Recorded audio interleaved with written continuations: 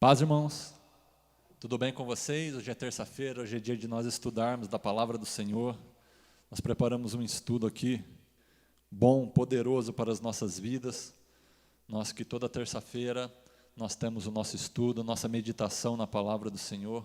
Hoje nós vamos falar um pouquinho sobre como nós vamos vencer o inimigo, vencer o diabo, como que o diabo tem trabalhado, principalmente em relação àqueles que têm comunhão com Deus, aqueles que têm uma intimidade com Deus.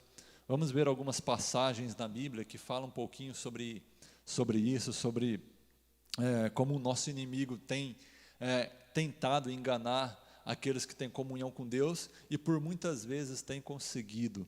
Nós vamos falar um pouquinho lá de Eva, vamos falar um pouquinho da tentação de Jesus Cristo e mais um pouquinho também sobre como Jesus falou de um outro problema que pode acontecer dentro da igreja, um outro problema que pode acontecer com aqueles que estudam a palavra de Deus, aqueles que querem andar no caminho do Senhor, amém? Mas antes de nós começarmos, você pode compartilhar essa live com outras pessoas. Nós estamos ao vivo no Facebook, estamos ao vivo também no YouTube. Se você puder compartilhar essa live com outras pessoas, Deus vai abençoar a sua vida. Eu tenho certeza que vai ser crescimento para as nossas vidas. Afinal, todos nós precisamos saber como lutar contra o nosso inimigo. Todos nós necessitamos saber como nós vamos vencer o nosso inimigo, e ele não brinca conosco, ele não brinca de ser diabo, ele não brinca, ele sempre está à nossa volta, ao nosso derredor, buscando alguém que possa tragar. E ele vai jogando as suas insinuações sobre a nossa vida, e nós vamos aprender um pouquinho como resistir ao diabo, porque a Bíblia diz assim, submetei-vos a Deus, resisti ao diabo e ele fugirá de vós. Mas antes da gente começar o nosso estudo aqui na palavra de Deus, para a gente não perder muito tempo, vamos orar ao Senhor, vamos apresentar esse tempo a Deus, para que o Senhor, que o Espírito Santo nos guie, nos dirija nesse momento. Senhor, nosso Deus Todo-Poderoso, nós te louvamos e nós te agradecemos pela oportunidade de estarmos aqui mais um dia, mais uma noite, para aprender do Senhor, para meditar na Tua palavra. Espírito, guia-nos na Tua verdade, ensina-nos, revela-nos o Teu querer para esta noite, que tudo seja para a Tua honra, que tudo seja para a Tua glória. Ensina-nos a vencer o nosso inimigo, ensina-nos a romper com as cadeias do mal, ensina-nos, Senhor, as artimanhas do inimigo, para que ele não nos traga, para que ele não nos engane e nem nos leve ao erro, mas que nós sejamos dirigidos, guiados pelo Espírito Santo de Deus. Dá-nos sabedoria na Tua palavra nesta noite, Senhor, e que a Tua palavra seja guardada em nossos corações, em nome de Jesus Cristo. Glória a Deus, aleluia, glória a Deus. Se você tiver uma Bíblia aí com você, você pode pegar a sua Bíblia. Se tiver um caderno para anotar, também é muito bom, para que nós possamos meditar juntos na palavra de Deus, amém?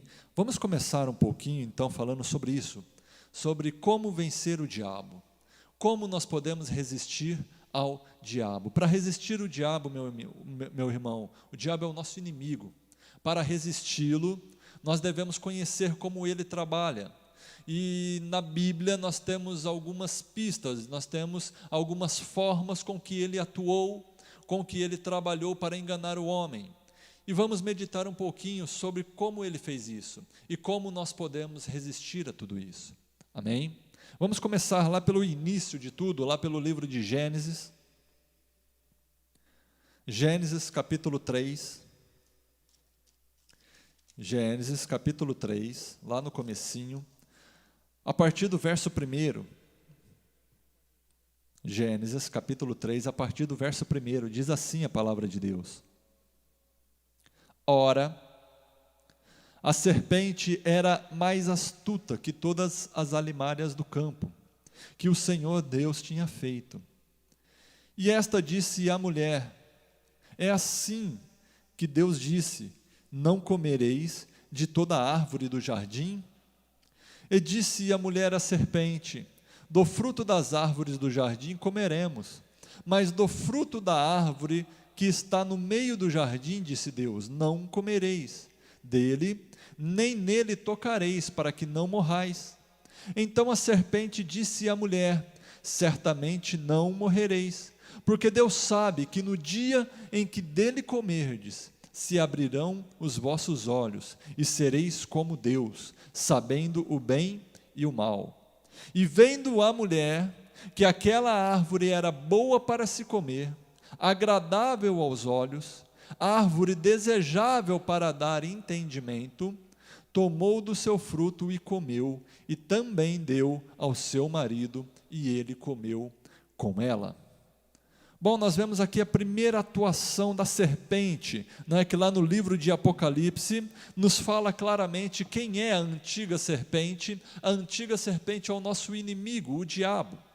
O diabo, ele é a serpente, ele é aquele que engana, ele é aquele que quer gerar dúvida. Meu querido, para nós começarmos, vamos pensar uma coisa. A maior arma que Deus tem nas nossas vidas para que nós possamos agir contra o mal, contra as coisas que não são de Deus, a maior arma que nós temos para agir, para também receber aquilo que Deus conquistou para nós, a principal arma que nós temos para alcançar aquilo que Jesus conquistou para nós, a principal arma que nós temos para viver a vida que Jesus nos predestinou a viver como igreja do Senhor, se chama fé. A fé é a principal arma do cristão, tanto é que a Bíblia diz assim, que o justo, ele viverá pela fé. Sem fé, a Bíblia nos diz lá no livro de Romanos, no capítulo 3, no capítulo 6, verso 23, que sem fé, melhor dizendo, está lá em Hebreus no capítulo 11, que diz que sem fé é impossível agradar a Deus, porque é necessário que aqueles que acreditam em Deus e se aproximam dele, acreditam que ele existe, ele é galardoador daqueles que o buscam, né? É isso que está dizendo lá no livro de Hebreus, capítulo 11, versículo 6, diz assim: ora, sem fé é impossível agradar-lhe, porque é necessário que aquele que se aproxima de Deus creia que ele existe, e é galardoador do que os buscam, porque sem fé nós não acreditamos em Deus, nós não acreditamos no Evangelho. Sem fé não é possível nós alcançarmos a salvação, porque a Bíblia diz que a salvação é pela fé. A principal arma, o principal armamento que nós temos no mundo espiritual se chama fé. E o que é fé? Fé, a Bíblia nos fala, lá no mesmo capítulo 11 de Hebreus, no versículo 1, ela diz assim: ora, a fé é o firme fundamento daquilo que se espera, e a prova das coisas que não se veem. É o firme fundamento das coisas que se esperam, e a prova das que não se veem. Ou seja, a fé é quando você acredita naquilo que você não está vendo, é quando você tem certeza daquilo que você ainda não viu, é quando você tem certeza daquilo que foi prometido a você, daquilo que foi ensinado a você, mesmo que os teus olhos ainda não tenham contemplado. Afinal, fé daquilo que se vê não é fé. E a Bíblia fala que a principal arma nossa, se você estudar o todo, principalmente o Novo Testamento, você vai ver que a principal arma que nós temos no mundo espiritual se chama fé. É essa certeza, é essa firmeza naquilo que nos foi falado, é essa convicção naquilo que nós cremos e naquilo que nós esperamos. Isso se chama fé, essa é a fé. Certamente, então, que a principal arma que o inimigo tem para nos combater se chama a dúvida. E o que é a dúvida? A dúvida é o oposto da fé.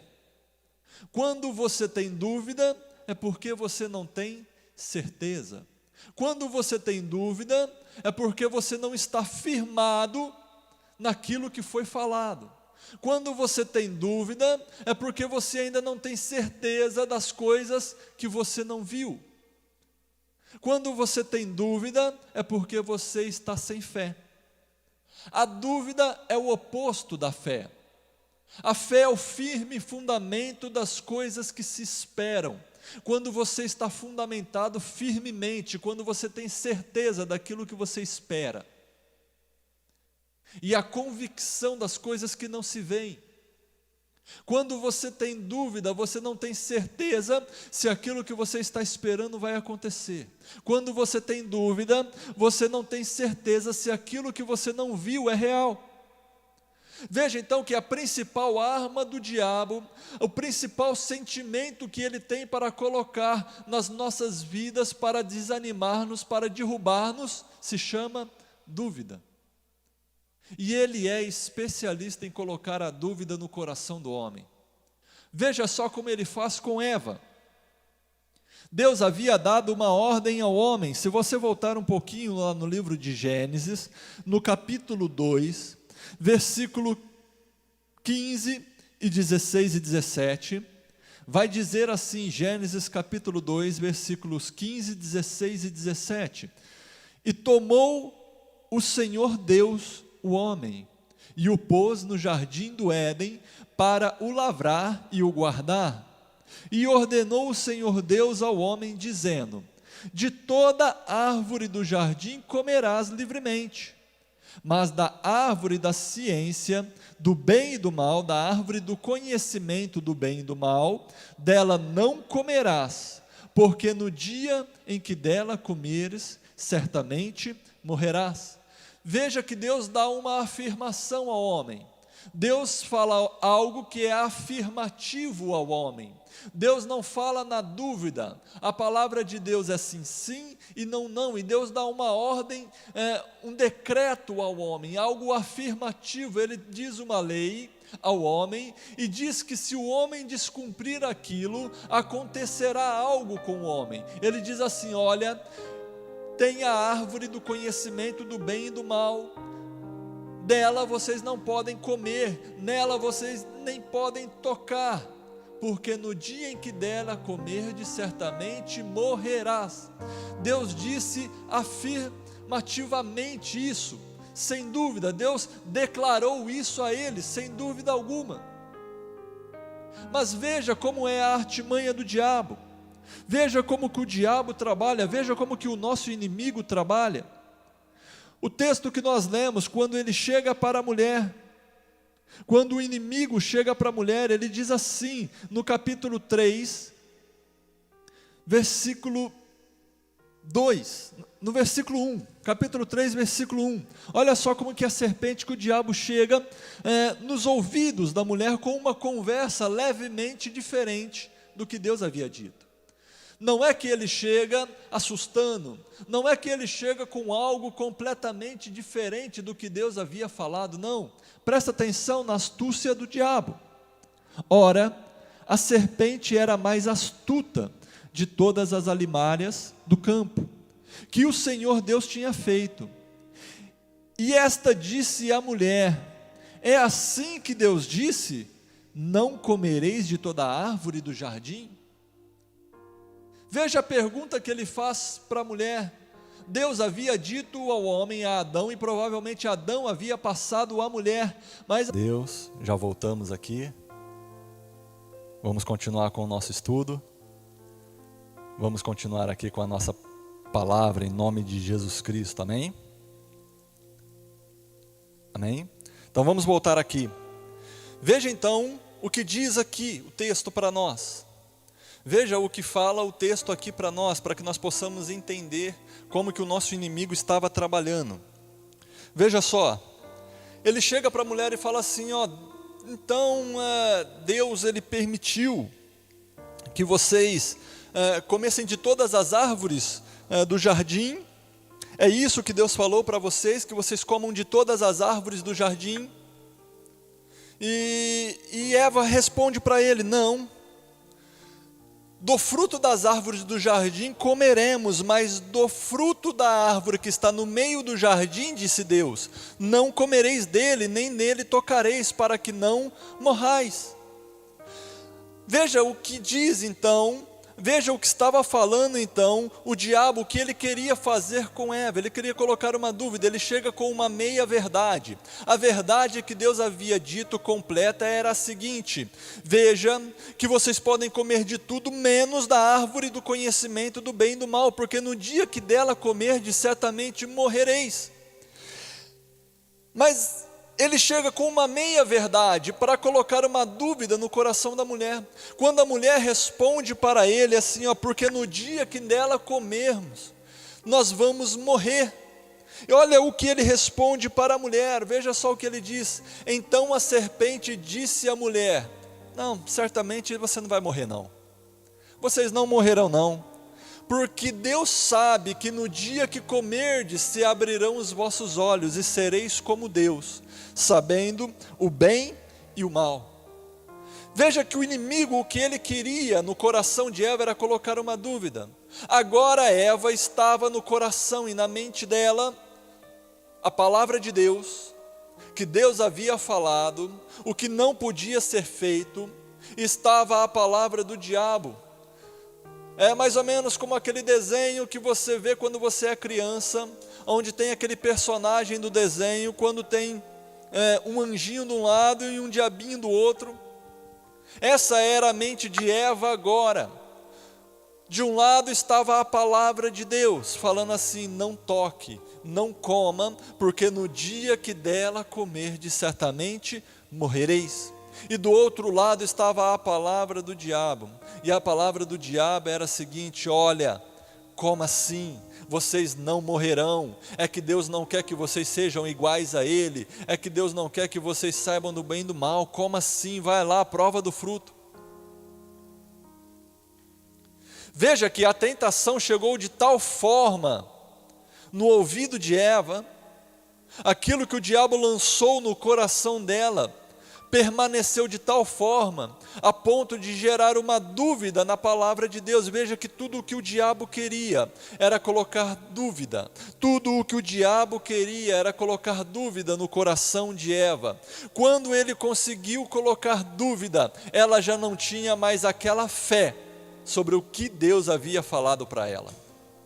Veja que Deus havia falado algo, decretado algo, dito algo, mas quando o diabo veio e falou algo para ela, aquilo que Deus havia falado para ela já não era tanta certeza no coração dela, a ponto que as palavras do inimigo se tornaram irresistíveis a ela. Se você pegar o versículo 6, olha o que diz o versículo 6, presta atenção. Olha como se tornou irresistível aquele fruto a ela. E viu a mulher que aquela árvore era boa para se comer, agradável aos olhos e árvore desejável para dar entendimento. Veja agora então que o que a mulher estava enxergando não era mais o que Deus havia dito. Deus havia dito que era má. Deus havia dito que aquele fruto não era bom para se comer. Deus havia dito que aquele fruto, se eles comessem, eles morreriam. Mas agora Eva não estava mais olhando mais para o que Deus havia dito. Eva não está mais dizendo para o que Deus havia dito. Eva agora deu ouvidos ao diabo. Eva deu ouvidos ao inimigo, deu ouvidos à tentação e deixou a dúvida entrar no seu coração. Meu irmão, o problema nosso é quando nós deixamos a fé de lado e a dúvida entra. Quando a dúvida entra, nós cometemos o pecado. Quando a dúvida entra, nós deixamos de acreditar na palavra de Deus. Quando a dúvida entra, nós deixamos de acreditar nos mandamentos de Deus, naquilo que Deus deixou escrito para nós. Presta atenção, Deus havia dito: não coma. Mas agora a mulher olhou para aquela árvore e já não se lembrou mais da palavra de Deus, que não era para comer. Deus havia dito para não comer porque eles morreriam, não era bom que eles comessem. Mas agora ela olhou para a árvore, para ela era uma árvore boa para se comer. Já era algo que estava agradável aos olhos dela. Já era boa para dar entendimento. Veja que ela se deixou corromper pelas palavras do inimigo, pela soberba da vida, né? Há um versículo lá em 1 João 1 João, no capítulo 2, lá no Novo Testamento. 1 João, capítulo 2, verso 15 ao 17, olha o que diz.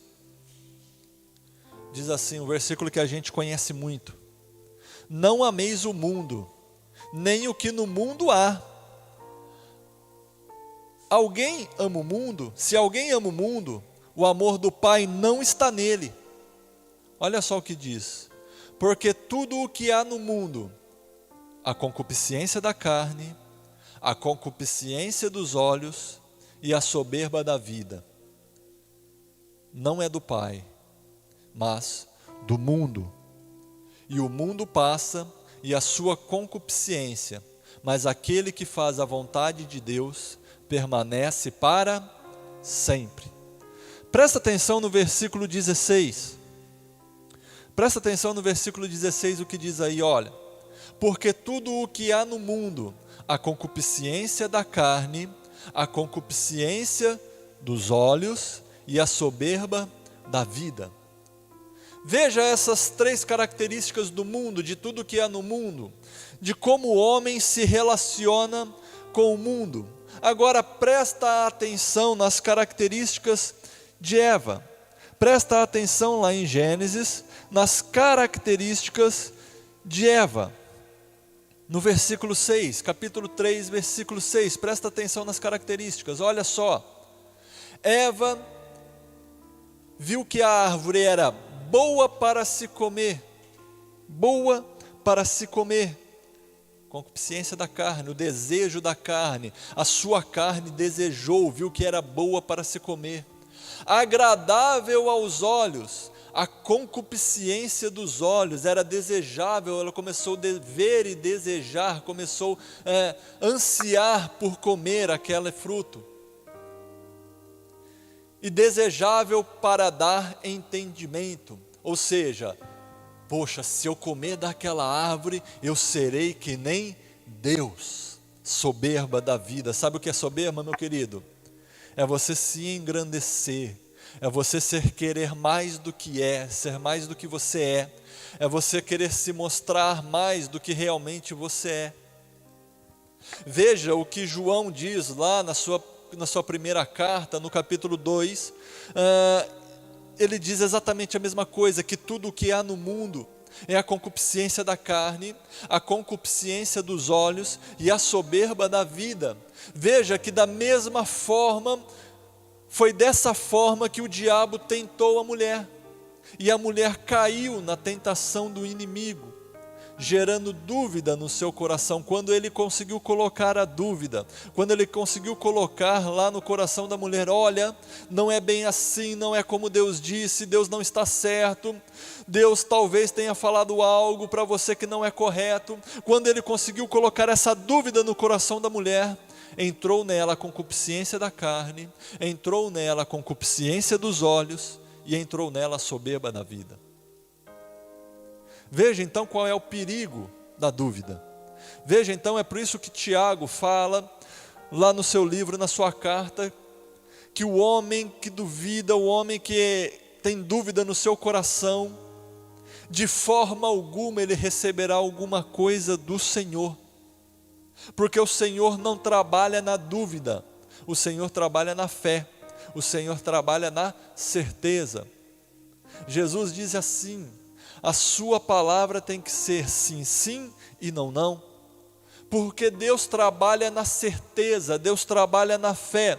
Quando você acredita, quando você tem certeza, quando nada tira a certeza que há dentro do seu coração, quando nada tira a esperança que há dentro do seu coração, aí Deus trabalha.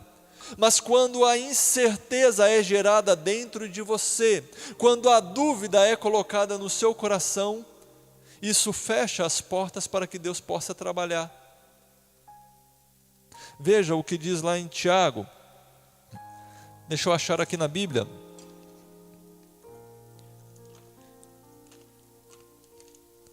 Tiago, se eu não me engano, é o capítulo 1. Tiago, capítulo 1.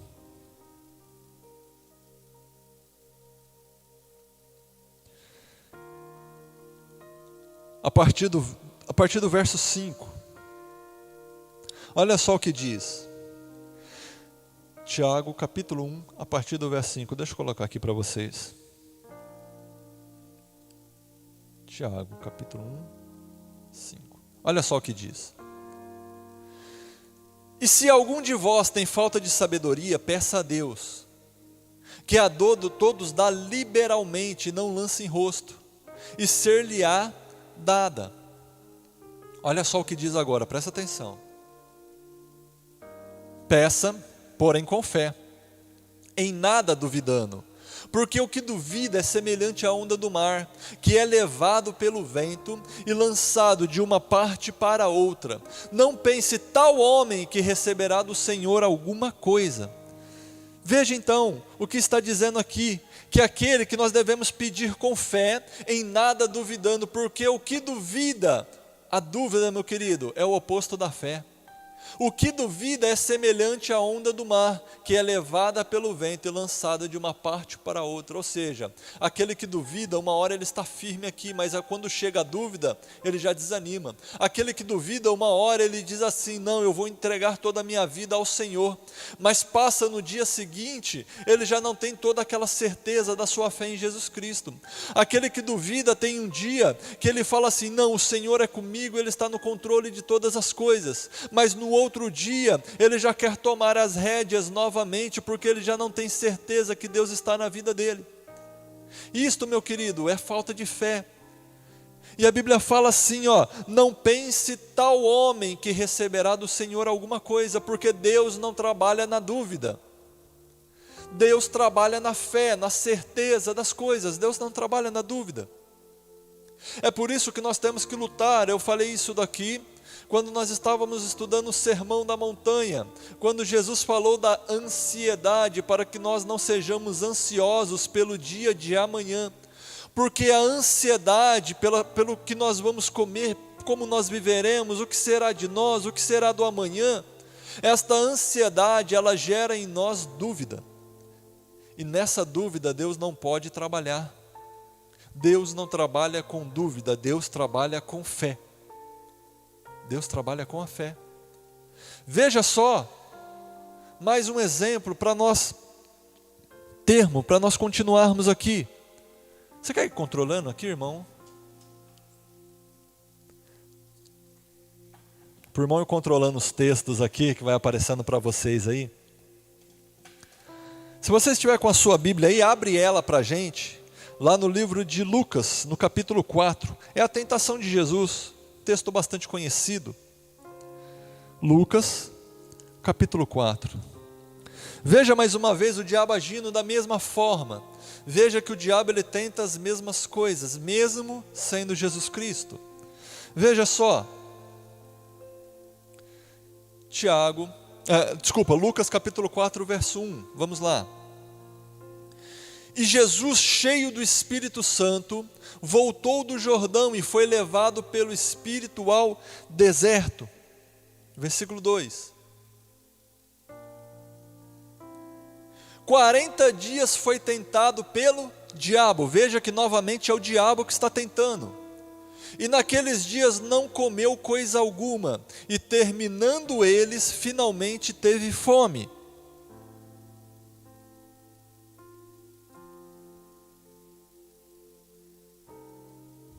Pode ir correndo, pode ir continuando. E disse-lhe o diabo, se tu és o filho de Deus, dize a essa pedra que se transforme em pão.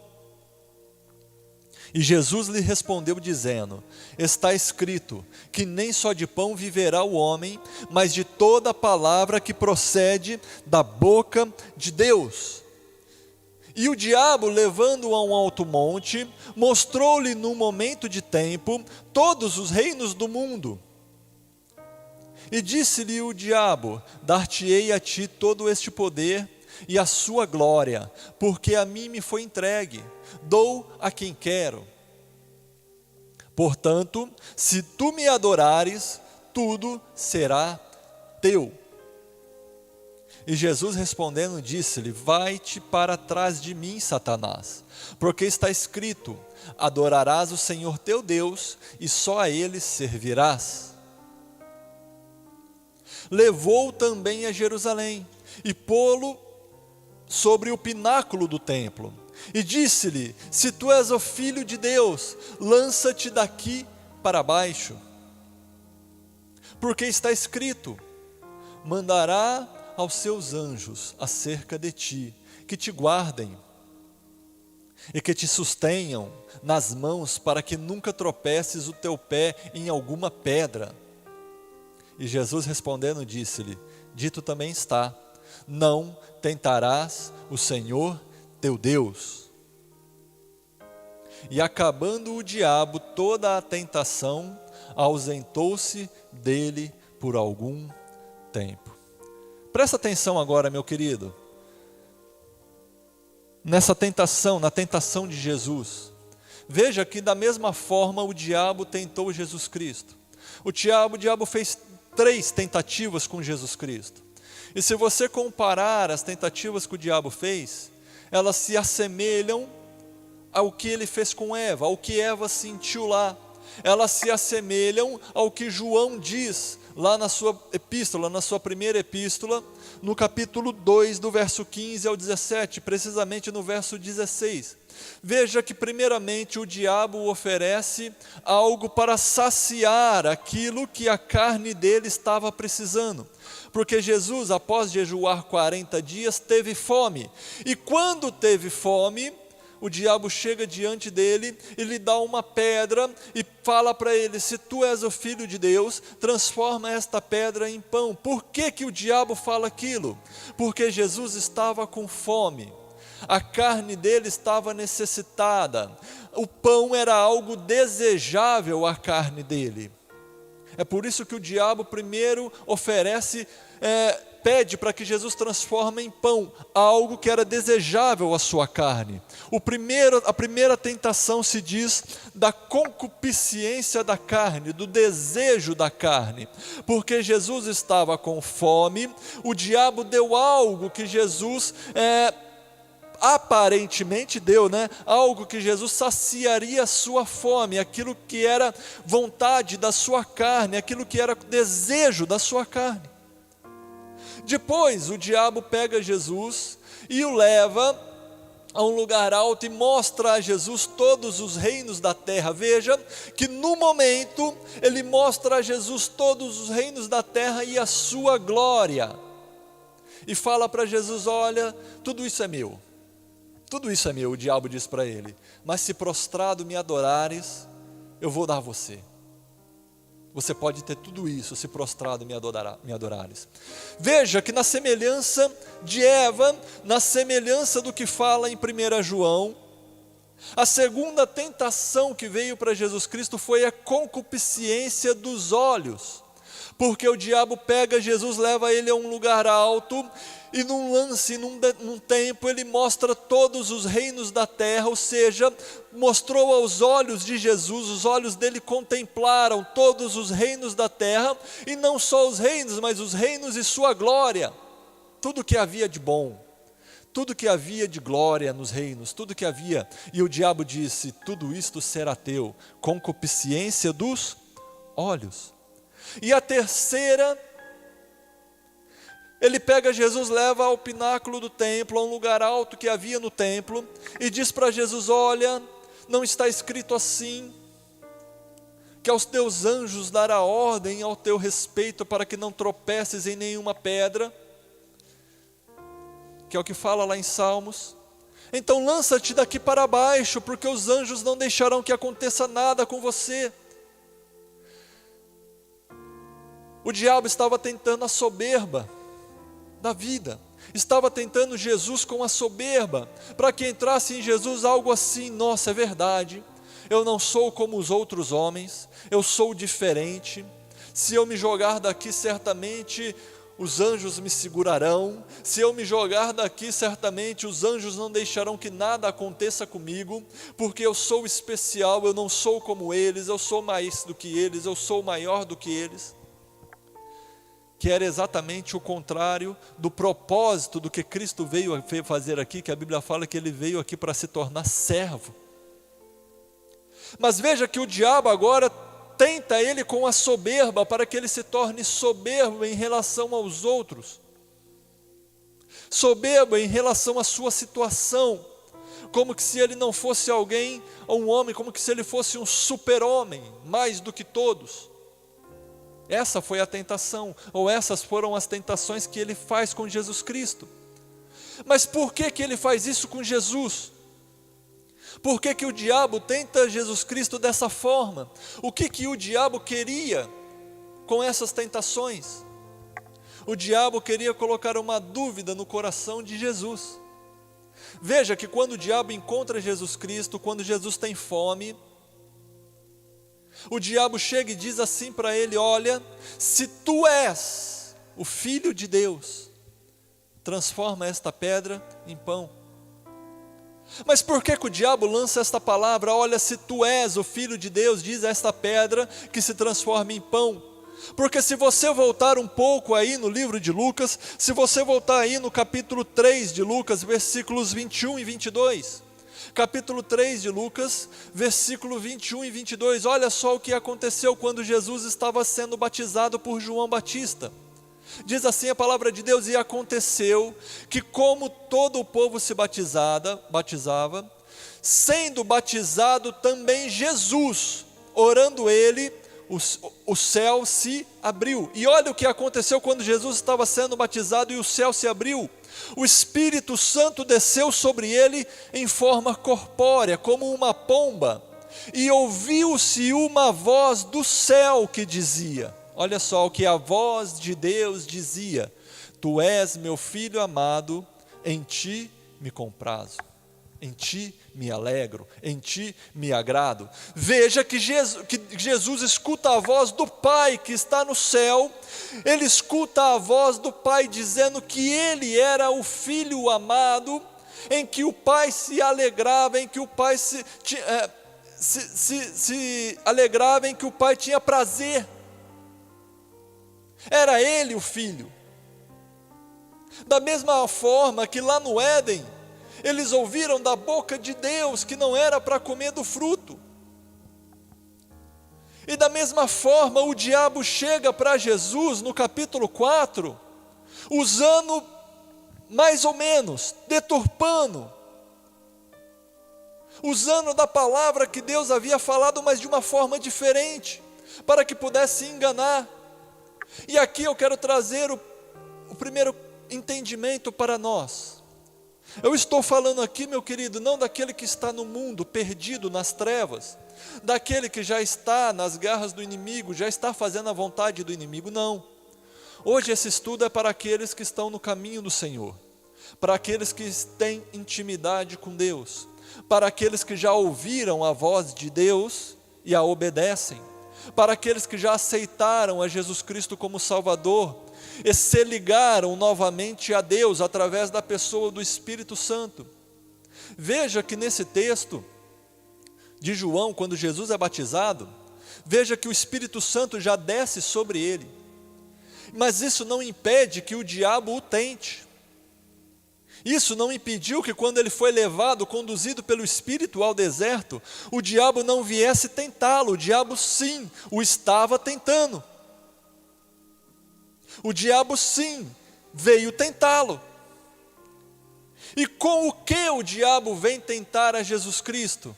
O diabo vem tentar a Jesus Cristo com a palavra, ou deturpando, mudando a palavra que Deus havia dito para ele, assim como ele fez com Eva. Ele chegou para Eva mentindo, deturpando, trocando, dizendo uma meia verdade sobre aquilo que Deus havia dito para ela. Mas ele usa da palavra para tentar. Veja qual é o perigo então de nós que temos comunhão com Deus, que acreditamos na palavra de Deus e até ouvimos a palavra de Deus. Nós temos que tomar cuidado para que o inimigo não nos engane. E muitas vezes, nós que temos a comunhão com Deus, meu querido, o diabo sabe que ele não pode chegar com algo imundo diante de nós.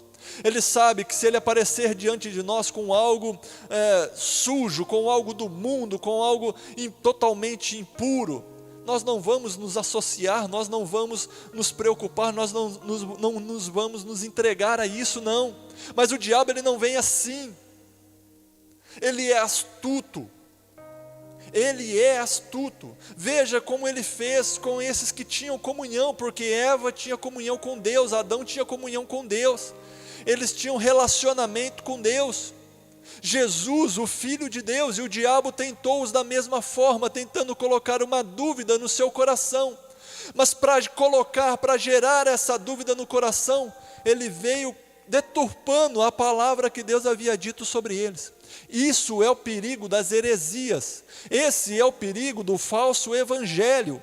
Esse é o perigo das falsas doutrinas. É quando o diabo ele pega a palavra de Deus, que é a verdadeira, que é a certa, e ele muda, ele dá uma mudada, ele dá o jeitinho dele, ele dá uma deturpada na palavra de Deus, para que nós pecamos, para que nós caiamos na sua tentação. Veja o que ele diz para Jesus Cristo: olha, se tu és o Filho de Deus, mas Deus já havia dito que ele era, ele não precisava provar. Agora o que ele estava colocando em Jesus Cristo, ele estava tentando colocar a dúvida, assim como ele colocou em Eva.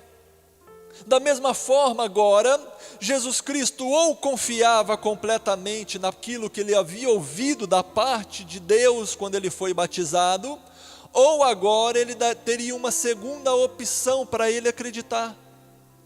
Ou ele acreditava no que Deus havia falado para ele, ou agora ele acreditava no diabo, e fazia uma prova, para ver se era mesmo, mas Deus já havia dito que era.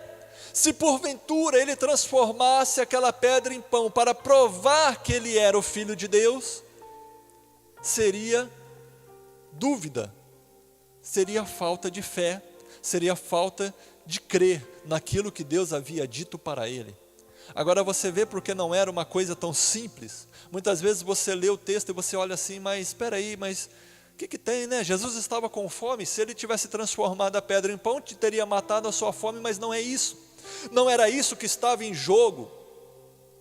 Não era isso que estava em jogo. A questão não era a fome, a questão não era o pão. A questão, meu querido, era a fé. A questão era a dúvida. A questão era se ele acreditava na palavra de Deus, ou se ele dava ouvidos à dúvida que o diabo estava gerando, ou tentando gerar no coração dele. Meu querido, o diabo age da mesma forma hoje conosco. Nós que já conhecemos, que fomos transformados por Jesus Cristo, pelo Santo Espírito, nós que já temos Ele habitando em nós, nós que já fomos colocados em Cristo, o diabo ele vai agir da mesma forma conosco, tentando colocar dúvida no nosso coração, tentando colocar dúvida na nossa vida. E muitas vezes, para fazer isso, meu querido, ele não vai pegar um livro de uma outra religião, ele não vai pegar um livro espírita ocultista, ele não vai pegar um livro de bruxaria, ele não vai pegar um livro de outra religião, um ensinamento budista, um ensinamento dos muçulmanos. Ele não vai pegar algo que a gente sabe que não é verdade, não. Muitas vezes ele vai vir com a palavra de Deus, com aquilo que Deus falou no nosso coração, para pegar aquela palavra e deturpar ela, para colocar dúvida em nós. Será que é verdade mesmo o que Deus disse? Não é que Deus não falou. Veja, em nenhum momento o diabo disse que Deus não tinha falado. O problema não é se tinham escutado, sabiam que tinham escutado a voz de Deus, sabiam o que Deus tinha dito. O que o diabo queria era colocar uma dúvida em relação àquilo que Deus havia dito. Em relação a isso. E o diabo ele nos tenta por aquilo que nós desejamos. Veja que ele tentou a primeira vez então. Ele tenta a primeira vez com o pão, com a pedra, na verdade, porque tem até uma pregação que nós temos no nosso canal que a pastora faz sobre isso. Não transforme a pedra do diabo em pão. Tem uma pregação que está aí, depois você pode procurar, porque o diabo, na verdade, ele não deu um pão para Jesus. Veja, o diabo ele deu uma pedra para Jesus, porque o diabo não tem pão para dar, o diabo não tem nada para te sustentar, o diabo não tem nada para matar sua fome. Quem tem algo para matar sua fome é Jesus Cristo, Ele é o pão da vida. Mas Jesus Cristo, nesse momento, nisso que nós estamos meditando aqui hoje, na tentação, no que o diabo estava querendo gerar no coração de Jesus Cristo, na mente de Jesus Cristo, era a dúvida. Veja só que ele tenta a primeira vez, ele pega uma pedra e ele diz a Jesus Cristo, ó, se tu és o Filho de Deus, dize a esta pedra aí, ó, se transforma em pão. E certamente ela se transformaria. Certamente ela se transformaria. Mas Jesus respondeu, versículo 4, está escrito que nem só de pão viverá o homem, mas de toda a palavra de Deus, ou toda a palavra que procede da boca de Deus, em algumas versões. Meu querido, nem só de pão viverá o homem, mas de toda a palavra que procede da boca de Deus, ou toda a palavra de Deus. Sabe o que Jesus estava dizendo para o diabo aqui? Jesus estava dizendo assim para o diabo, olha, eu não preciso provar, transformando esta pedra em pão, porque tem algo que me faz viver, que é a palavra de Deus. Em outras palavras, ele está dizendo assim, olha, eu ouvi Deus falando, eu não preciso provar transformando esta pedra em pão, porque eu ouvi Deus falando, e a palavra que Deus disse para mim é suficiente. É por isso que ele diz assim, ó, nem só de pão viverá o homem, mas de toda a palavra, porque ele já havia escutado, já havia chegado aos ouvidos de Jesus Cristo uma palavra de Deus, quando ele foi batizado, que dizia, tu és o meu filho amado em quem me comprazo. E era por isso que ele estava vivendo. Ele estava vivendo agora, a partir de agora, ele estava vivendo a partir que Deus havia dito para ele já estava vivendo da palavra. Era a palavra que sustentava a vida de Cristo, e era isso que ele estava dizendo para o diabo, olha, nem só de pão viverá, mas de toda a palavra que sai da boca de Deus. Agora é a palavra, eu já escutei a palavra, eu creio na palavra, e eu ando pela palavra. O diabo então não fica feliz, não fica contente, e ele tenta mais uma vez.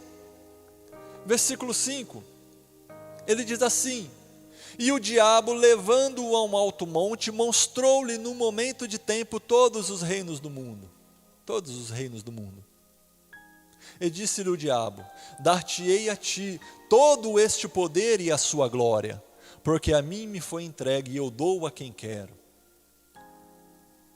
Veja que mais uma vez ele está querendo colocar uma dúvida. Ele está querendo mostrar para Jesus Cristo que na verdade, porque ele pôde pegar Jesus Cristo e mostrar ali todos os reinos, a glória de todos os reinos, ele então, tudo pertencia a ele, e ele daria aquilo a quem o adorasse, ou se Jesus o adorasse, ele daria aquilo a Jesus Cristo.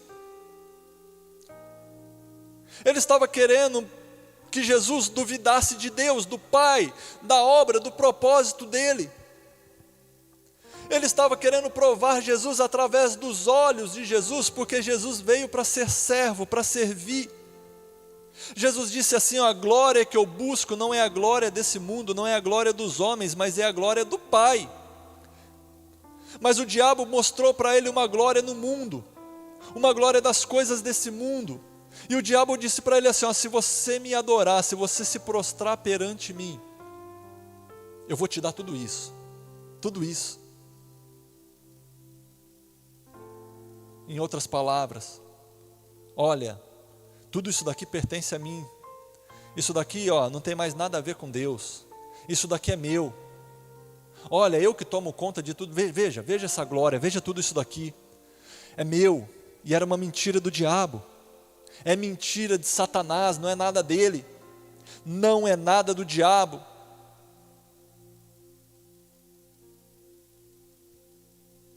Mas ele mentia para que Jesus acreditasse nele, ou pensando que Jesus acreditaria nele, para que Jesus trocasse a glória de Deus pela glória dos homens. E Jesus diz assim para ele: não, somente ao Senhor teu Deus adorarás, e somente a Ele prestarás culto. Veja o que diz lá, versículo 8.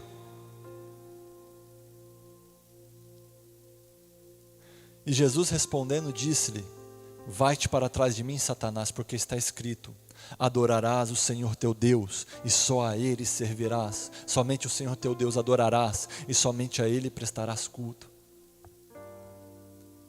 Jesus sabia do seu propósito. Ele não veio, quando ele diz assim, só a Ele servirás, somente a Ele adorarás, que nada que lhe oferecessem desse mundo tiraria do seu coração o seu propósito de servir a Deus, para que se cumprisse o propósito dele. Mas o diabo quis dar a ele algo que enchesse os olhos dele. Vocês lembram?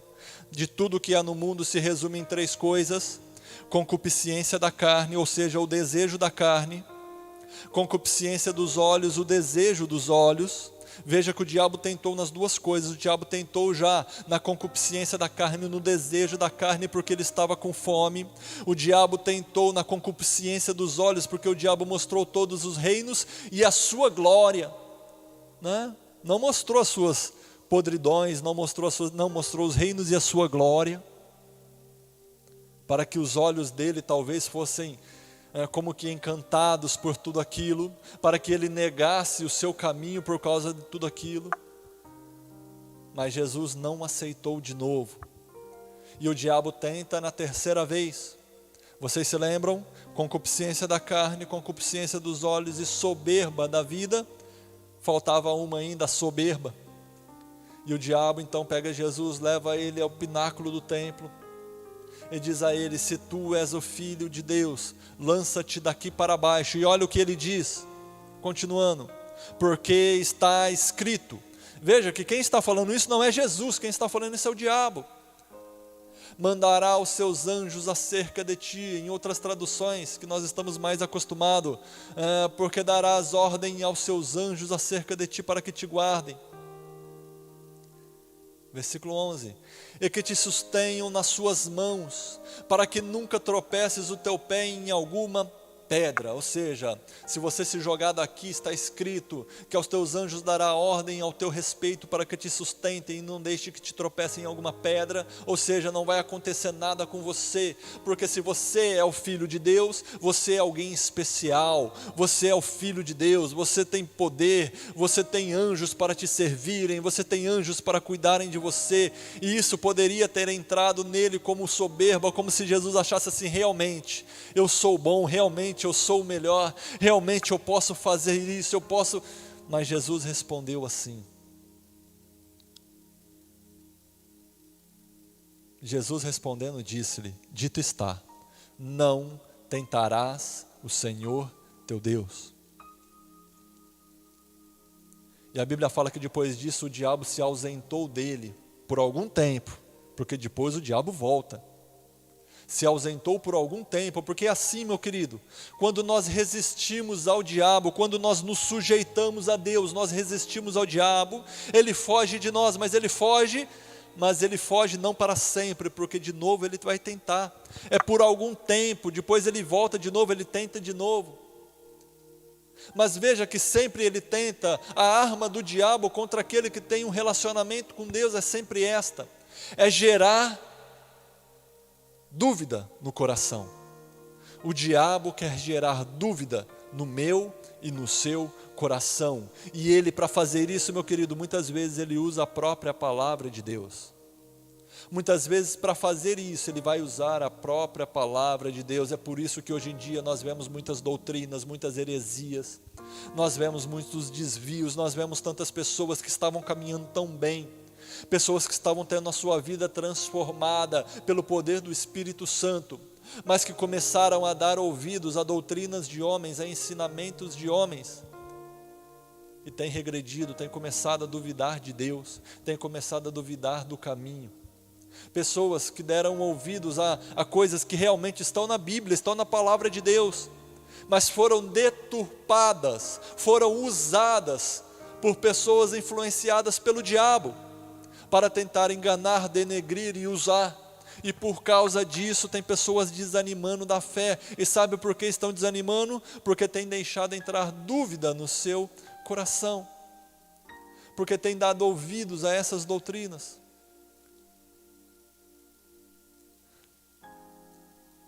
Abra sua Bíblia, se você estiver com ela, no livro de Mateus, capítulo 16, nós vamos ler do verso 6 ao verso 12.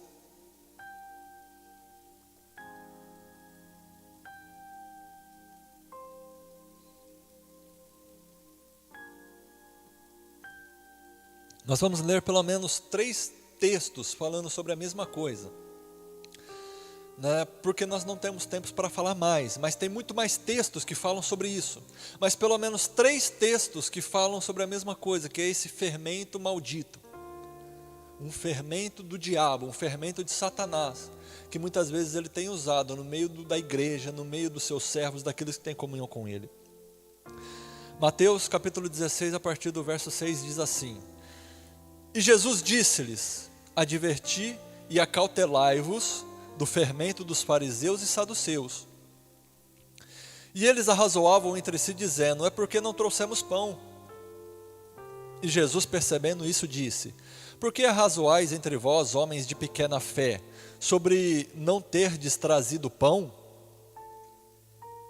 Não compreendeis ainda, nem vos lembrais dos 5 pães para 5.000 homens, e de quantos cestos levantastes? Nem dos 7 pães para 4.000, e quantos cestos levantastes? Como não compreendestes que não vos falei a respeito do pão, mas que vos guardasseis do fermento dos fariseus e dos saduceus? Então compreenderam que não dissera que se guardassem do fermento do pão, mas da doutrina dos fariseus e consequentemente dos saduceus. Veja só, agora abra sua Bíblia lá em Lucas capítulo 12, a partir do verso 1, ou melhor, Lucas 12, 1, versículo 1 só. Lucas 12, 1, olha só o que diz: Ajuntando-se entretanto muitos milhares de pessoas, de sorte que se atropelavam uns aos outros, começou a dizer aos seus discípulos: Acautelai-vos primeiramente do fermento dos fariseus, que é a hipocrisia. Veja de novo que ele fala do fermento. Depois está lá em 1 Coríntios, o apóstolo Paulo diz lá em 1 Coríntios, no capítulo 5, vamos ler do verso 6 ao verso 8, para que nós possamos entender. Olha o que diz assim: Não é boa a vossa vanglória, a vossa altivez, a vossa soberba, a vossa jactância. Não sabeis que um pouco de fermento faz levedar toda a massa? Purificai-vos, pois, do fermento velho, para que sejais uma nova massa, assim como estáis sem fermento, porque Cristo, a nossa Páscoa, foi sacrificado por nós. Por isso, façamos a festa, não com fermento velho, nem com fermento da maldade e da malícia, mas com ázimos da sinceridade e da verdade.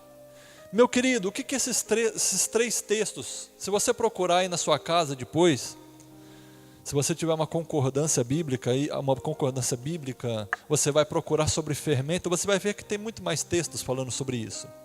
Sobre esse fermento mau, esse fermento que faz mal, né? Que nós entendemos agora porque que lá antigamente na Páscoa, quando eles foram sair da Páscoa, eles tinham que fazer pães, mas pães sem fermento. Os pães que eles chamam de pães asmos, pães sem fermento. Já era um sinal disso daqui que nós vamos falar hoje. O que era esse fermento dos fariseus? O fermento dos fariseus, Jesus disse, e os discípulos entenderam que era a doutrina dos fariseus. E a doutrina dos fariseus era baseada na sua hipocrisia. Mas o que era esse fermento? Por que era essa doutrina hipócrita? O que é hipocrisia? Hipocrisia muitas vezes é falar uma coisa que eu mesmo não tenho condições de fazer, ou dizer ou pregar uma coisa que eu não vivo. Isso é ser hipócrita. Hipócrita é ensinar ou cobrar ou pedir alguma coisa que eu não faço. E era exatamente essa a doutrina dos fariseus. O que eles faziam? Eles pegavam a Bíblia, eles pegavam a lei de Deus, que a lei que Deus havia dado ao povo de Israel, e colocavam um fermento nela, acrescentavam coisas a ela, como Satanás fez com Eva, como Satanás fez com Jesus Cristo. Pegou a palavra de Deus, a palavra que era verdadeira, mas colocou um algo a mais, colocou um tempero a mais, um fermento a mais. Para quê? Para que aquilo tudo fosse levedado, para que aquilo tudo fosse estragado, fosse levedado, porque as coisas de Deus, meu querido, elas são comparadas aos pães ázimos, sem fermento, ou seja, é exatamente aquilo que foi falado. O que Deus falou, meu querido, é exatamente aquilo que foi falado, você não precisa acrescentar nada de fora.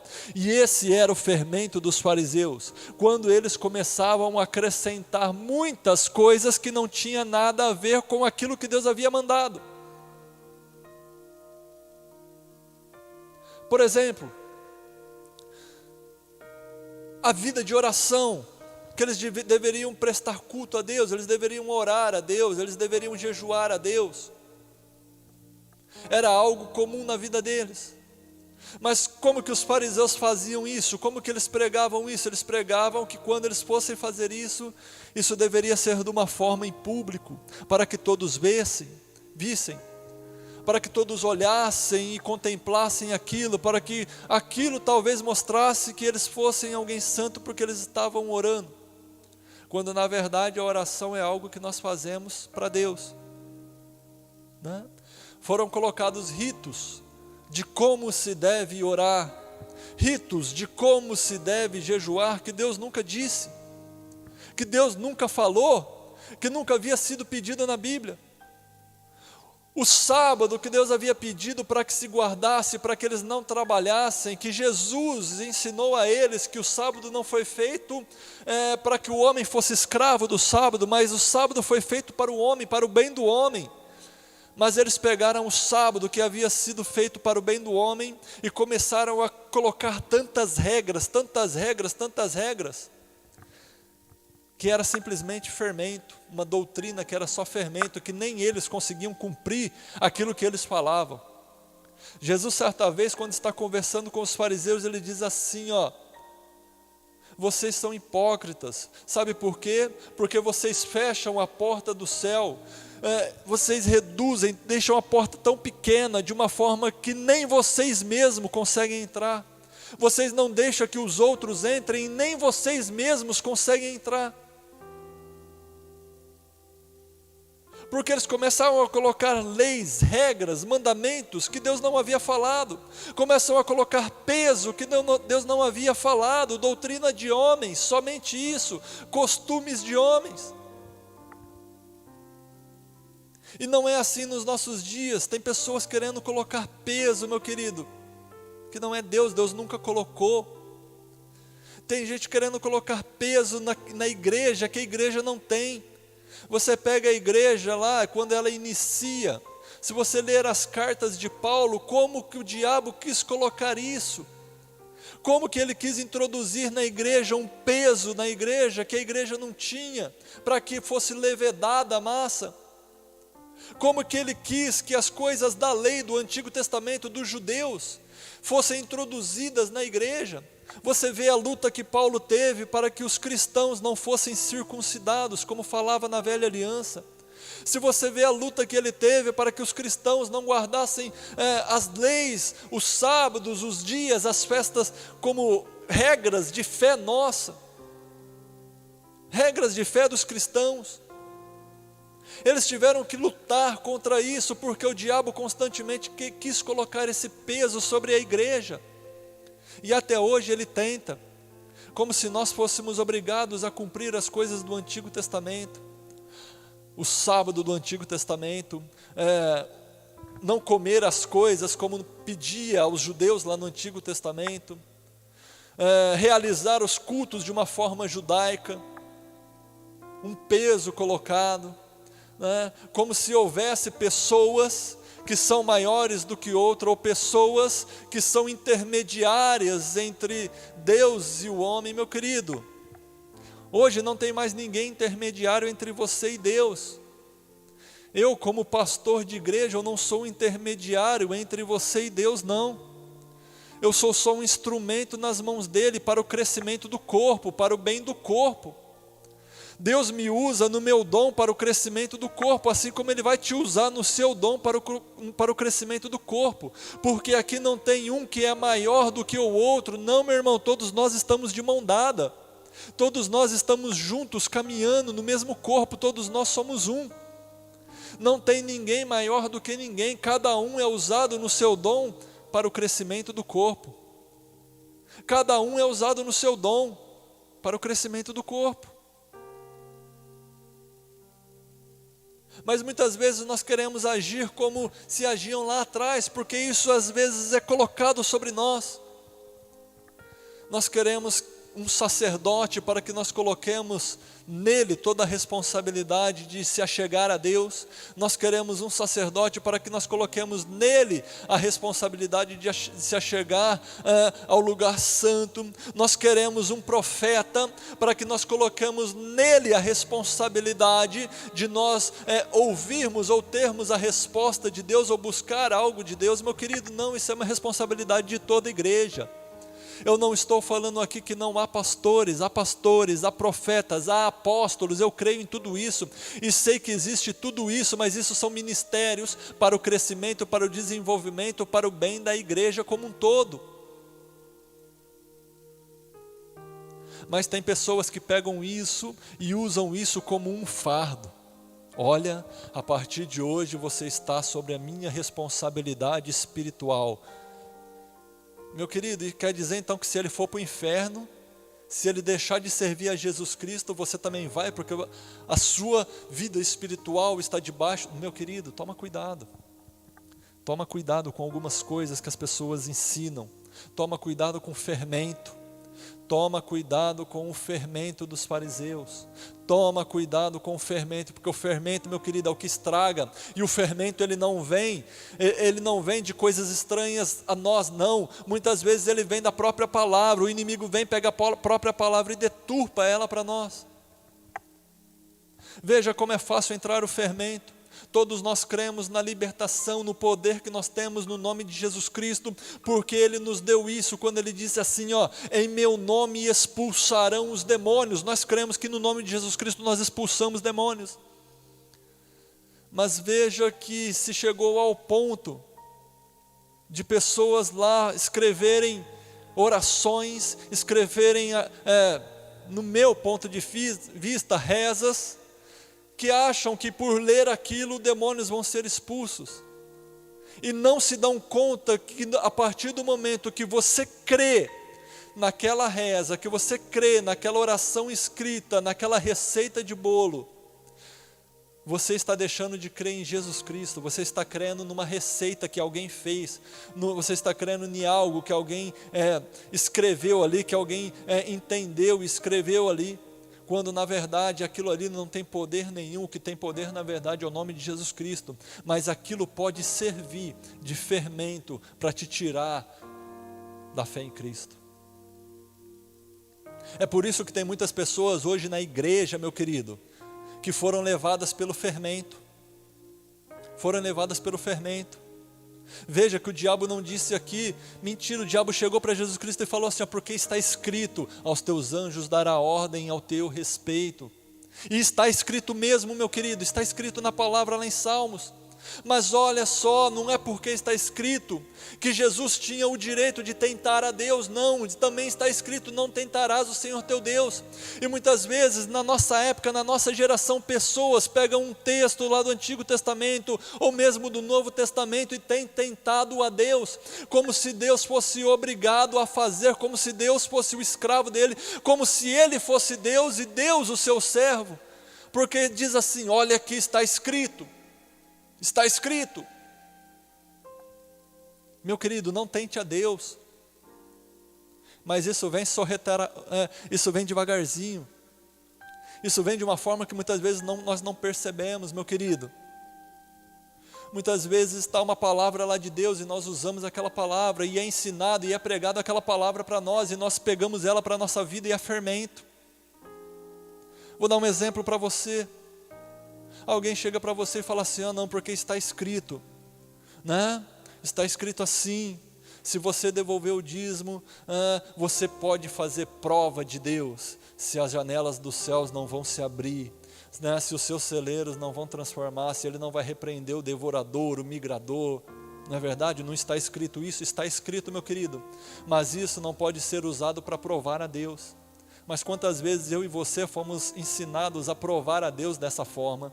Ainda diz assim, não, porque está escrito, e faça prova de mim.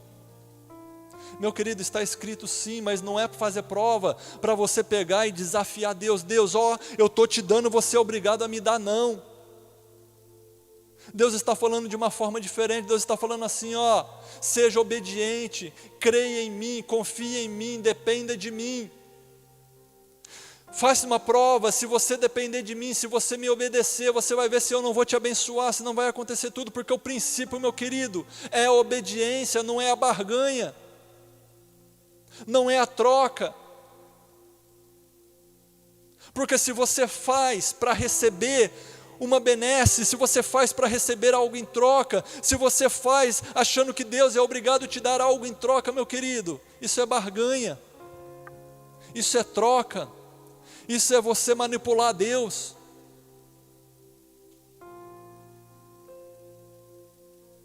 E você acha que Deus se agrada disso? Não tentarás o Senhor teu Deus. Não tenta Ele, mas está escrito. Meu querido, está escrito. Glória a Deus que está escrito. Sabe por que está escrito? Porque se você for obediente, se você ama a Deus, se você cumpre a palavra dEle, se você cumpre os mandamentos dEle, aquilo que está escrito vai se cumprir. Mas vai se cumprir, meu querido, não é porque você está o desafiando, não. Vai se cumprir porque você está obedecendo a Ele. E a obediência não é algo que vem de fora para dentro. A obediência é algo interno, sai de dentro de você. É porque você crê, é pela fé. É pela fé. Presta atenção nisso que eu vou te ensinar hoje. Quando você faz confiando em você mesmo, não é fé. E muitas vezes nós fazemos confiando em nós mesmos. Meu querido, cuidado com o fermento dos fariseus. Cuidado com o fermento, aqueles que pegam a palavra de Deus e jogam um fermento nela. Cuidado, porque um pouco de fermento leveda toda a massa. Cuidado. É pela fé. Sabe por que você é abençoado? Por causa de Jesus Cristo. Por causa do amor dEle, porque você pede a Ele e Ele é misericordioso para te conceder. Sabe por que Deus te cura, meu querido? Não é por sacrifício. Deus te cura, meu querido, não é pela sua bondade, não é pelo seu dinheiro, não. Deus te cura pela bondade, pela misericórdia dEle, porque dEle, por Ele e para Ele são todas as coisas. Há um grande risco da igreja, meu querido, que é colocar Jesus Cristo para o lado de fora. Há uma igreja que a Bíblia fala lá no livro de Apocalipse, a igreja de Laodiceia, tem um versículo muito bonito, que é Apocalipse 3:20, que nós conhecemos muito bem.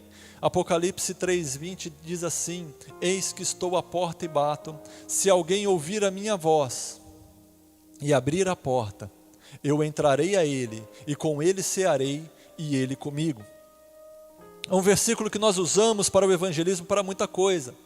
Mas esse versículo, é Jesus que está dizendo isso, que ditou isso para que João escrevesse numa carta para entregasse à igreja de Laodiceia. Sabe o que Jesus estava dizendo a Laodiceia?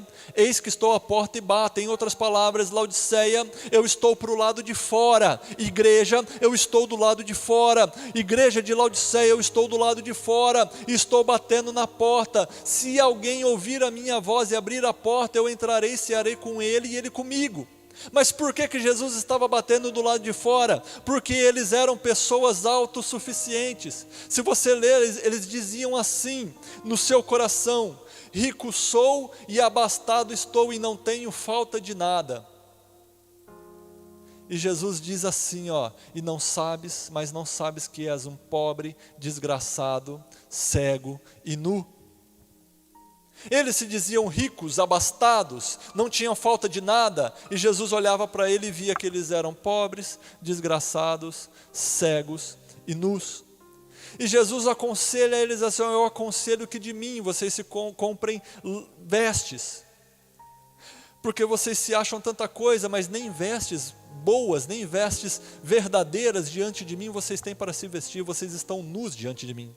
Vocês se acham tanta coisa, mas eu aconselho que de mim vocês se comprem colírio, porque vocês não estão enxergando direito, vocês estão se achando uma coisa que vocês não são. Compra um colírio de mim.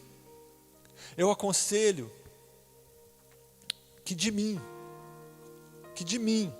olha lá, versículo 18, olha o que ele diz: aconselho que de mim compres ouro provado no fogo, para que te enriqueças. Em outras palavras, você se acha tão rico, mas a sua riqueza para mim não é nada.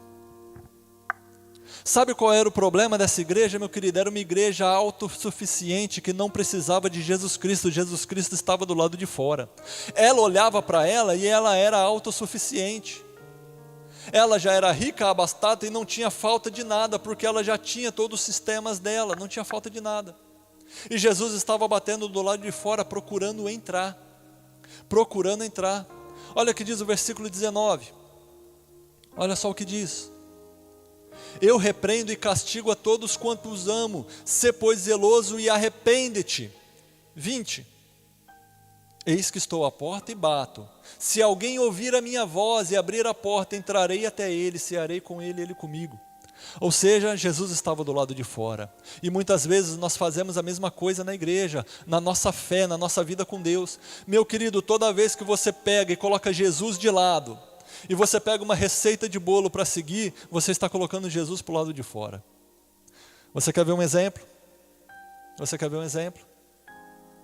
Muitas vezes nós pegamos Jesus e colocamos ele do lado de fora, quando nós começamos a seguir receitas de bolo. Se você acha que é o seu dízimo e a sua oferta que te faz prosperar, nessa área da sua vida, você pegou Jesus e colocou ele do lado de fora, porque não é ele que te prospera. E a Bíblia falou que ele morreu, ele se fez pobre para que nós fôssemos ricos. É ele que prospera a igreja. Mas nós fazemos, eu não estou falando que não há prosperidade, meu querido, eu não estou falando que Deus não abençoa, não é isso. Mas se a sua fé for baseada na receita, você está pegando Cristo, que é a essência da igreja, e colocando ele do lado de fora. Se você acha que no seu casamento, um curso de casais vai solucionar e vai salvar o seu casamento, independente de Jesus Cristo, se você acha que aquele curso é a salvação do seu casamento, meu querido, nessa área você tem colocado Jesus para o lado de fora. Você tem colocado Jesus para o lado de fora dessa área, toma cuidado. Meu querido, se você acha que para servir a Jesus Cristo, né, como há algum tempo virou uma moda em muitas igrejas, em muitos lugares, no momento que você se converte, você conhece a Jesus Cristo, você tem que passar por um encontro, por uma reunião, um encontro, ser separado por alguns dias num grande encontro, um encontro com Deus, porque aí nesse encontro com Deus você verdadeiramente vai ter um encontro com Cristo. Se você acha que é esse encontro que vai mudar a sua vida, meu querido, nessa área você pegou a Cristo e colocou Ele para o lado de fora da sua vida. E preste atenção no que eu estou te falando. Eu não estou falando porque você não pode fazer essas coisas, pelo contrário. Eu não estou falando que você não deve realizar, não estou falando que você não deve colaborar com a casa de Deus, que você não deve dar o dízimo e a oferta, não é isso que eu estou falando. Eu não estou falando que você não pode participar de um curso de casais, não é isso que eu estou falando. Eu não estou falando que você não pode participar de um encontro para se aproximar mais de Deus, não é isso que eu estou falando. Eu estou falando que essas coisas não podem ser uma receita de bolo na sua vida. Eu estou falando que primeiro, que todas essas coisas tem que estar Jesus Cristo. Sabe por que você tem que dizimar e ofertar? Porque você ama Jesus Cristo e Ele é a sua vida, Ele é o centro da sua fé, Ele é aquele que te sustenta, Ele é aquele que vai prosperar a sua vida. A sua prosperidade, meu querido, vem dEle. Você crê nele, você pede para Ele, você clama por Ele, você espera dEle. Jesus, Ele é a nossa esperança em todas as coisas. Se você espera em qualquer coisa, meu querido, que não seja Jesus Cristo, você está errado. Se você está esperando no homem, se você está esperando no profeta, se você está esperando no grande pastor, se você está esperando na reunião, se você está esperando no grupo, meu querido, toma cuidado que pode ser que você tenha colocado Cristo para o lado de fora. Faça todas essas coisas, mas faça todas essas coisas com Cristo no centro de tudo isso, que Ele seja o centro de tudo isso. Você pode participar sim de um curso de casais, mas tendo no seu coração que quem faz a mudança na sua vida é Jesus Cristo. Você pode participar sim de um encontro, mas saiba que quem vai mudar a sua vida, quem vai te transformar é Jesus Cristo através do Espírito Santo dele que habita dentro de você. Não é uma palestra, não, meu querido, é Ele. Tudo é dele, por Ele, para Ele. Dele são todas as coisas, por Ele são todas as coisas.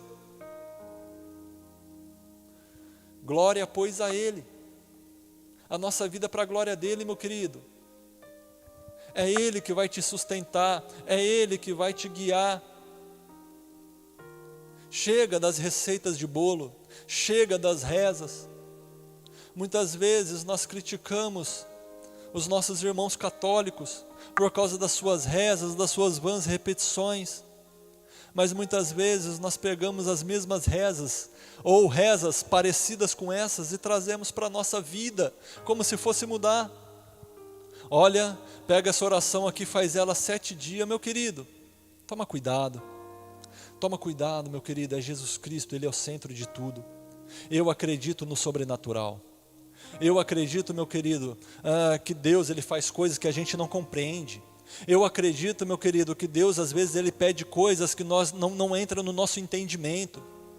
Assim como quando Naamã chegou diante do profeta, o profeta vira para Naamã e fala assim, mergulha 7 vezes lá no Rio Jordão.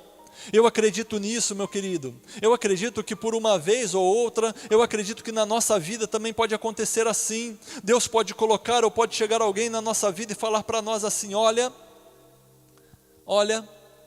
se você fizer isso, Deus está me falando para você fazer isso. Olha, Deus está me falando que se você fizer tal coisa, vai acontecer na sua vida. Olha, Deus está me falando que se você fizer isso daqui, vai acontecer na sua vida. Eu acredito sim, eu acredito nessas coisas, meu querido. Mas essas coisas não são regra na vida do cristão.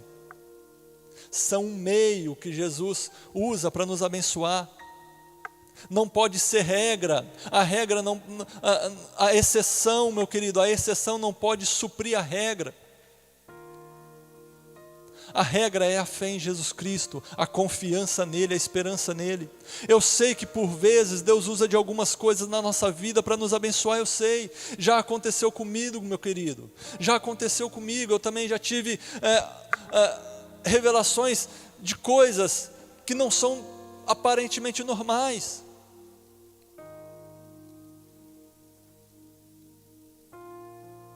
Coisas que são loucura aos olhos do homem, mas eu fui e fiz exatamente como Deus havia pedido em sonho a minha esposa, e aconteceu exatamente como Deus falou que ia acontecer. Mas é o seguinte, eu não posso viver só dessas experiências. Essas experiências não podem ser regra na minha vida, meu querido, porque se elas forem regra na minha vida, isso vai se tornar fermento.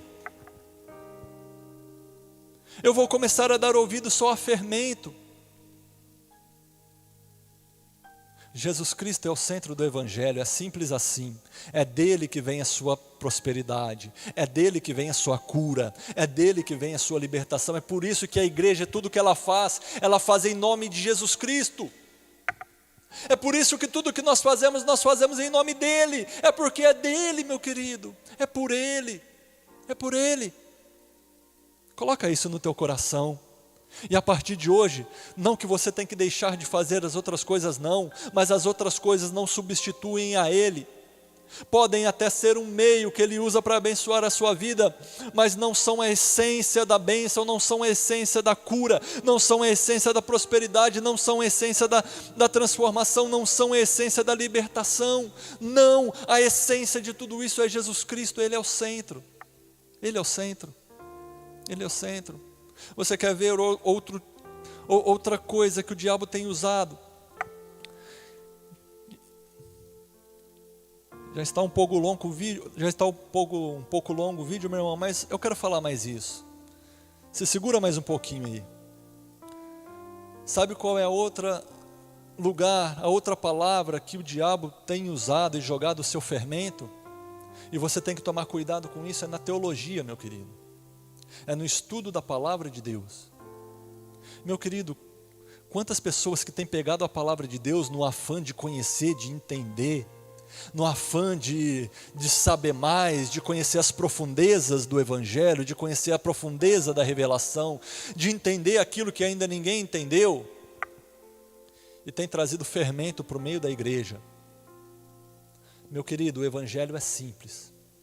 Quando a simplicidade do Evangelho sair do teu coração, começa a prestar atenção. Quando se tornar complexo demais para você entender, meu querido, começa a duvidar disso.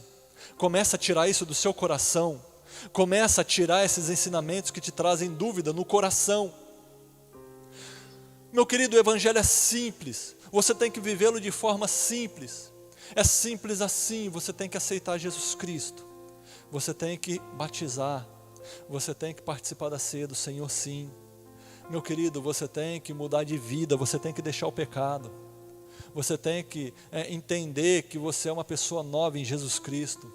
Você tem que entender que você não pode ser mais escravo do pecado.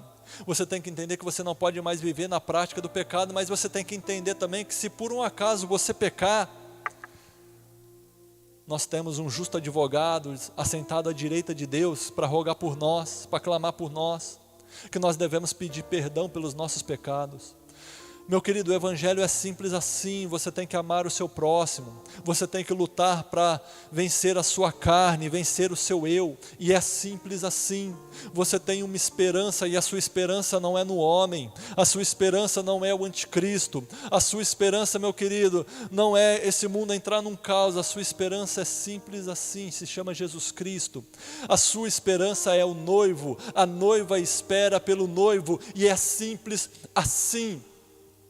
Simples assim, não complique aquilo que é simples.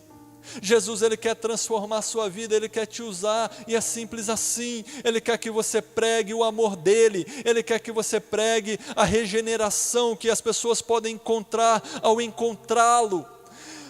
Jesus quer que você pregue o Evangelho, que você viva em novidade de vida, e é simples assim. Jesus te salvou. No momento que você se entregou a Ele, você é uma nova criatura. Você tem a vida eterna dentro de você, porque Jesus Cristo é a vida eterna. E é simples assim. Ele diz assim: eu sou a ressurreição e a vida, e ninguém vai ao Pai a não ser por mim. Ele disse assim para Marta: Marta, se alguém estiver morto, aquele que crer em mim, ainda que esteja morto, viverá. E aquele que crê em mim e vive nunca morrerá, porque Ele é a vida. Quando nós cremos na palavra dEle, Ele é a própria palavra que está dentro de nós, Ele é a vida que está dentro de nós, e quando nós temos a vida, nós nunca morreremos, nós temos a vida eterna. Mas sabe para que Ele nos deu isso? Para que nós trabalhamos para o reino dEle. Meu querido, tem um reino que nós devemos trabalhar, tem um reino que nós devemos expandir, do qual nós somos embaixadores do reino. E como nós expandimos esse reino? Com as nossas obras de amor, quando nós renegamos o nosso eu, quando nós levamos essas boas novas às outras pessoas, quando nós vemos alguém sofrendo, quando nós vemos alguém padecendo nas garras do diabo, e nós vamos lá e pregamos o verdadeiro Evangelho para ele, quando nós vemos alguém nesse mundo padecendo necessidade, e nós vamos lá e suprimos a necessidade que ele está padecendo. Esse é o verdadeiro Evangelho. O que passa disso, meu querido, se estiver te atrapalhando, sai fora. Eu sei que tem pessoas que têm um dom que é o dom de mestre, tem pessoas que vão garimpar, tem pessoas que vão entender, que vão a fundo, meu querido. Mas se isso estiver fazendo mal para você, se isso tem feito você deixar as coisas simples, se isso tem feito você deixar a fé simples em Jesus Cristo, se isso tem trazido dúvidas no seu coração, lembra de uma coisa: o Espírito Santo, aquele que revela a palavra, aquele que ensina todas as coisas, ele não traz dúvida. Aquele que pega a palavra para trazer dúvida, você já conhece, que eu já te ensinei, se chama diabo, Satanás. Toda dúvida, lança fora, meu querido, lança fora da tua vida, porque vai te fazer mal. Se você deixar essas dúvidas crescerem dentro de você, isso vai te afastar de Deus. Isso vai te afastar de Deus. Meu querido, guarda essa palavra no seu coração. Saiba que o teu inimigo, ele está de olho em mim. O nosso inimigo está de olho em mim, está de olho em você. Ele anda em derredor buscando a quem possa tragar. E muitas vezes nós achamos que ele vai nos tragar através de macumbaria, feitiçaria, que ele vai fazer o nosso carro bater, que ele vai fazer explodir a nossa casa. Meu querido, ele vai trazer doença, meu querido. Muitas vezes ele vai tentar, através da palavra de Deus, nos enganar. É por isso que eu e você devemos ter o Espírito Santo de Deus. É por isso que nós devemos ter o discernimento do Espírito. É por isso que João diz lá na sua carta que nós devemos discernir o Espírito da profecia. Nós devemos discernir o Espírito da profecia, daquilo que é falado, daquilo que é pregado. Nós devemos discernir o Espírito dos profetas. Se ele está falando pelo Espírito de Deus, pelo Espírito do diabo, de Satanás, ou pelo Espírito dele próprio, do homem. Nós devemos discernir. E como nós faremos isso? Através de conhecimento, através de sabedoria? Não. Só através do Espírito Santo de Deus. Amém? Que Deus guarde a sua vida, que Deus te abençoe, que Deus te guie nesse caminho, que o Espírito Santo te esclareça todas as coisas, que todas as dúvidas a respeito das coisas de Deus que há dentro de você sejam arrancadas em nome de Jesus Cristo, e que o verdadeiro Evangelho seja implantado no seu coração, porque essa é a promessa do Senhor: e lhes porei no seu coração as minhas leis. Quem coloca as leis no nosso coração é o Senhor, é Deus, meu querido. Então se entrega a Ele na sua simplicidade, e com certeza Deus vai se revelar a mim e a você em nome de Jesus Cristo. Glória a Deus. Que Deus abençoe a sua vida. Obrigado pela paciência, você que teve aí, de ficar até o final com a gente. Se foi bênção para a sua vida, compartilhe para outras vidas, no nosso canal do YouTube, Novo e Vivo Caminho Igreja Cristã, e também no nosso canal do Facebook. Que Deus abençoe. Aqui nós temos um lema da nossa igreja, diz assim: voz do que clama no deserto, preparai o caminho do Senhor e endireitai as suas veredas. Essa era uma profecia que o profeta Isaías fez, que nós sabemos que falava de João Batista a princípio, porque João Batista foi aquele que precursor, aquele que veio primeiro para anunciar a Jesus Cristo, a vinda dele. Mas nós também cremos que hoje nós somos essa voz que clama anunciando a voz daquele que vem. Jesus está voltando. Meu querido, Jesus está voltando. E primeiro ele vem para os seus. Primeiro ele vem para a igreja, para levar a sua igreja. Esteja você preparado. Ele é a nossa esperança. Nós esperamos nele, em nome de Jesus Cristo. Que Deus te abençoe, em nome de Jesus. Amém.